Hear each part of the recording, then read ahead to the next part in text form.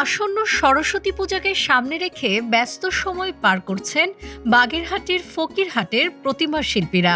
ভোরের আলো ফোটার আগেই শুরু হয় কাজ, আর গভীর রাত পর্যন্ত নিপুণ হাতে গড়ে ওঠে বিদ্যা ও জ্ঞানের দেবী সরস্বতীর প্রতিমা। ফকিরহাট উপজেলার আটটাকির পালপাড়ায় গেলে দেখা যায় মাটি আর তুলির ছোঁয়ায় দেবীর অবয়ব ফুটিয়ে তুলতে দিনরাত এক করে কাজ করছেন কারিগররা। ইতোমধ্যে মৃৎশিল্পীদের বাড়ি থেকে প্রতিমা কিনে নিচ্ছেন ভক্তরা। কেউ নিচ্ছেন নিজ বাড়ির জন্য, কেউ মন্দির বা শিক্ষা প্রতিষ্ঠানের জন্য। প্রতিমা শিল্পী জিৎ পাল জানান, তারা এবছর ছোট বড় ২২০টি প্রতিমা তৈরি করেছেন। পূজার আগে সকল প্রতিমার রং শেষ করা হবে। আমরা এবছর ২২০টির মতো ছোট বড়দের প্রতিমা তৈরি করেছি। আমাদের প্রতিমা ইতিমধ্যে ২০-২৫টার মতো অর্ডার হয়ে গেছে এবং ১৫০টার মতো রং করা কমপ্লিট হয়েছে। বাকিগুলো রং করতে এখনো পারিনি। আশা করা যাচ্ছে সরস্বতী পুজোর ভিতরে রং করা কমপ্লিট হয়ে যাবে। প্রতিমা শিল্পী লিটন পাল জানান, প্রতিমায় এখন চলছে রং তুলির কাজ। তুলির টানে প্রাণ পাচ্ছেন বিদ্যা দেবী।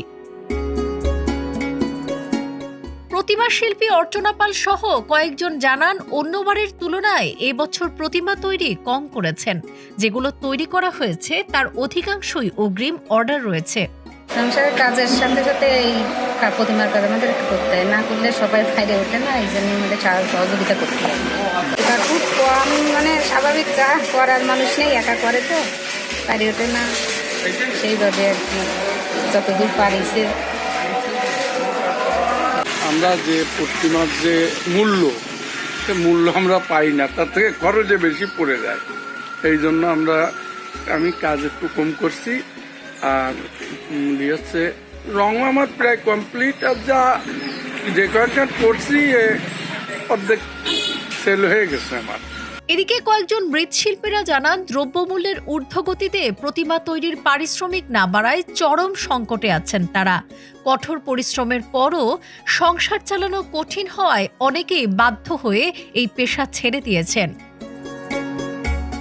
বিদ্যা, জ্ঞান আর সুরের দেবী সরস্বতীকে বরণ করতে শুদ্ধ রীতি ও আচার মেনে পূজার প্রস্তুতি চলছে সর্বত্র।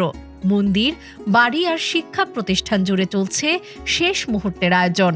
অধীর অপেক্ষায় দিন গুনছে শিক্ষার্থী ও ভক্তকুল।